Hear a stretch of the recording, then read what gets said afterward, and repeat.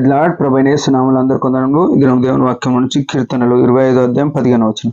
నా దృష్టి ఎల్లప్పుడూ యెహోవా వైపుకే తిరిగి ఉన్నది, ఆయన నా పాదములను వలలో నుండి విడిపించును.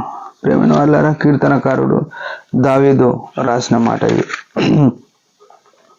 దావీదు గొర్రెల కాపరిగా ఉన్నప్పటి నుంచి కూడా దేవుని గణపరిచే విషయంలో ముందున్నాడు, కీర్తించినాడు, ఆయనను పాడినాడు, పొగిడినాడు, ఆయన యొక్క ఔన్నత్యము ఎరిగినాడు. బాలుడుగా ఉన్నప్పుడే తన తండ్రి మందను కాచుకున్న దినాల్లో చూస్తే బైబిల్ గ్రంథంలో రాయబడిన మాట ఏంటంటే, ఆయన సింహము ఆయన మందను మేపినప్పుడు ఆ మంద మీదకి వచ్చినప్పుడు సింహాన్ని చంపినాడు. తర్వాత ఎలుగుబంటి వస్తే ఎలుగుబంటిని కూడా చంపినాడు.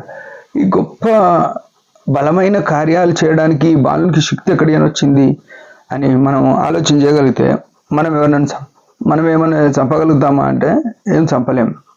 ఆయన చంపినాడంటే కారణం ఏంటంటే, ఆయన ఏమంటాడు, నా దృష్టి ఎల్లప్పుడూ యెహోవా వైపుకే తిరిగి ఉన్నది. ఎంత ఔన్నత్యం గల మాట.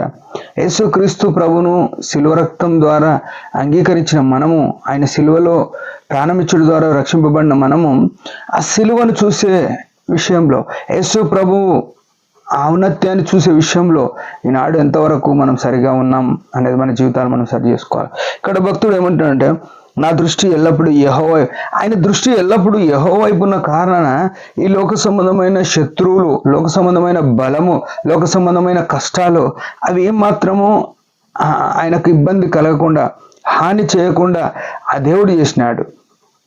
ఆ దేవుని యొక్క సాయం అట్లా అందింది ఆయనకు. ఈనాడు మన జీవితాల్లో కూడా మనం ఎన్నో కష్టాలు, ఎన్నో నెట్టూర్పులు, ఎన్నో సంకటమైన పరిస్థితుల్లో వెళ్తున్నాము.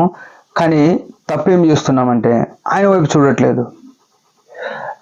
బోధిగంత నివాసులారా నా వైపు చూచి రక్షణ పొందుడని యెషయా గ్రంథంలో రావాలి. ఆయన వైపు చూస్తే రక్షణ అంటే ఏంది? నష్టం నుంచి తప్పించబడడం, ప్రమాదం నుంచి తప్పించబడడం. ఈ లోకమంతా ప్రమాదంలో ఉంది, ఈ లోకమంతా నిత్య నరకానికి వెళ్ళే పరిస్థితిలో ఉంది. లోకం నుంచి ఆయన మనల్ని నడిపించడానికి ఇష్టపడే దేవుడు అయినాడు. ఆ ఇష్టపడే దేవుణ్ణి మనం ఆరాధించి మనం గణపరిచేవరమైనామా? మన జీవితాల్లో మనం పరిశీలన చేసుకొని ఆయనను ఆరాధించి ఆయన మహిమ కొరకు జీవించే బదులమైనాం. అయితే ఆయన ఏమంటాడు, ఆయన నా పాదములను వలలో నుండి విడిపించును. వలలున్నాయి, శత్రువుని యొక్క వలలున్నాయి ఈ లోకంలో. అపవాది అయిన వాడు మనల్ని ఇట్లా చిక్కించుకోవాలా, మనల్ని సులువుగా చిక్కుల పెట్టే పాపము అని హెబ్రీ గ్రంథకర్త రాస్తాడు.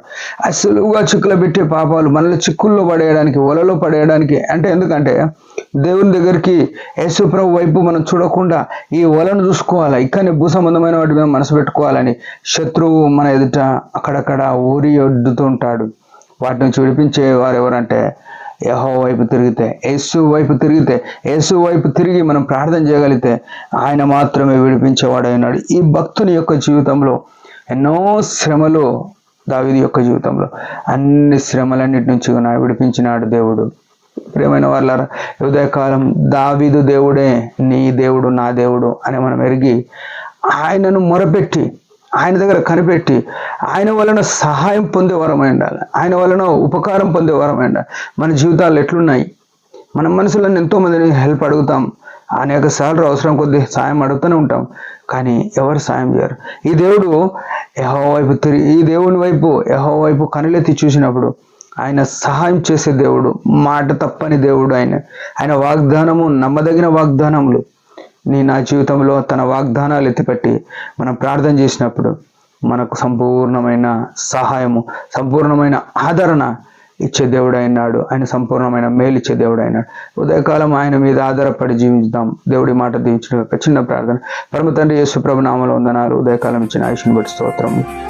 దావీదు వలె మేము కూడా నీ వైపు తిరిగి ఉండడానికి కృపణీయమని యేసు ప్రభు నామములో ప్రార్థిస్తున్నాం తండ్రి. ఆమేన్. మీరందరి పరిచర్య గురించి భారంగా ప్రార్థన చేయండి. Praise the lord.